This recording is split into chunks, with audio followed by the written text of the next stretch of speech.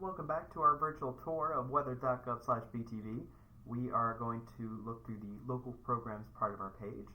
If you were to look through our co-op program, it will provide an overview of what this is. This is something that began as early as 1890. We have several cooperative observers who volunteer their time to take weather observations across the region. And this helps us have a really long stretch of climate data. We have some very active sites with records going back into the late 1800s. So this is a very old program that's been around for a long time. And so it has an overview of that, the equipment that's involved, the training that's necessary, all kinds of frequently asked questions, awards, a map of all of our different sites, and some of the recent data from some of our sites that we have available. So if you're ever interested in becoming a cooperative weather observer, this is a page worth checking out. Next up, any of our local recorded web seminars will take you to our YouTube playlist, where it'll have some of our virtual training recordings and other things that you can find on YouTube. Next up, if you're to look at our Skywarn page, it will open up some of the Skywarn resources, like what Skywarn is, how to become a spotter, our training schedule, reporting methods, frequently asked questions, resources like the online METED course, which is a self-paced class that you can take, the National Skywarn homepage, the Canadian version of the Skywarn program, all kinds of other publications and brochures and pamphlets.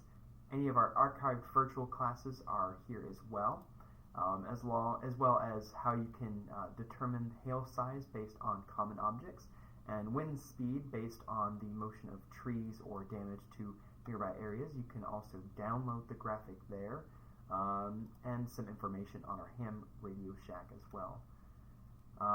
Next up, we have our seasonal newsletters. We haven't issued any in a little time, but you can go back and see some of our publications that we have all the way back to 2014.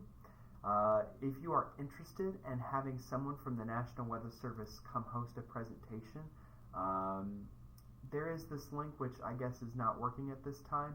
However, you can always reach us on our webmaster to make contact if you'd like to set up and host a talk. Emergency managers who wish to request public support, there's a form for you. Local research, anyone has published a technical attachment in our region, or done a local office study, or done any other kind of publication, you can go through and read those resources here. We have PDFs of all of the information that we've released in technical reports all the way back to 1990 even. So the Burlington Weather Forecast Office has a long history of it, so if you're ever down to read how our Weather Forecast Office has contributed to meteorological research as a whole, you can get some information there. Our local CoCoRaHS program has this page set up. Seth Kudikoff is our current CoCoRaHS coordinator across the region, so if you ever need to send an email, you just click the link. If you are new to observing, there are resources available to help you get trained and ready to go.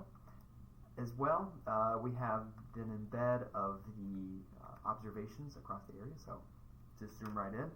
We've already highlighted this on our virtual tour of our webpage.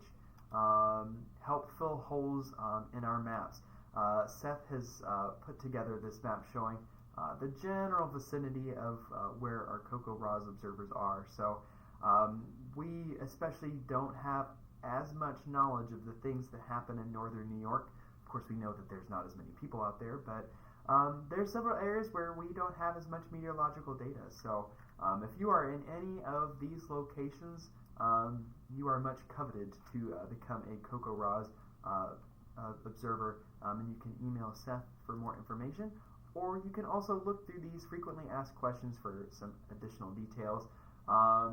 And to emphasize the work done by some of our most committed spotters, there is a list of the number of days that people have been reporting, just to recognize people who've been consistent observers in our program.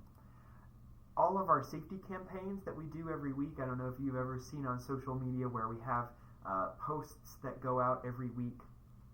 We have all of those different awareness weeks posted here where you can access all the brochures, the infographics, and all the other information that we post about each of these different weather hazards on our page, from flooding to severe weather to winter weather, when we get hot in the summer, our fire weather open burning weather awareness campaign, rip current, air quality, tropical flooding, cold water awareness, safe boating, and then last but not least, lightning. Next up, if you were to look at the contact page, it will simply give you our address and phone number. If you need to reach us directly, you can reach the webmaster or fill out a storm report where you can cover information of what weather phenomena you've observed and at what time and location, with some basic pull downs to help you see, help you quickly fill out these things.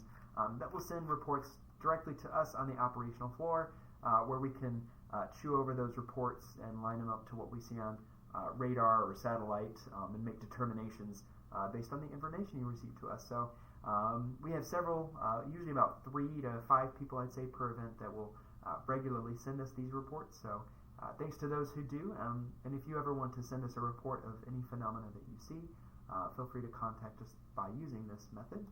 And our warning criteria here, all of our local criteria for issuing things like severe thunderstorm warnings, tornado warnings, winter storm warnings, blizzard warnings, all of these different things you can find on this page. You'll probably notice that a lot of them line up to our awareness campaigns. So take a look through this if you ever want to look through any of these specific criteria for the region. All of the actual products are available there as well if you need to find them. In each of the different descriptions of all of our different text products, also several paragraphs of data emphasizing each aspect of our forecast, if you'd like to do some more reading on the purpose of what each product is for. So that covers everything that are in our local programs that are relevant to our local area.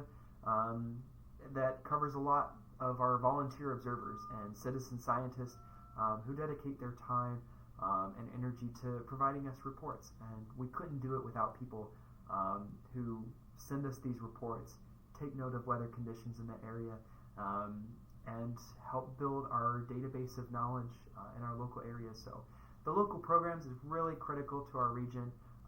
If you have ever been interested in journaling weather in the area, I highly encourage taking a look. So thanks for joining us on this part of the tour. Have a nice day.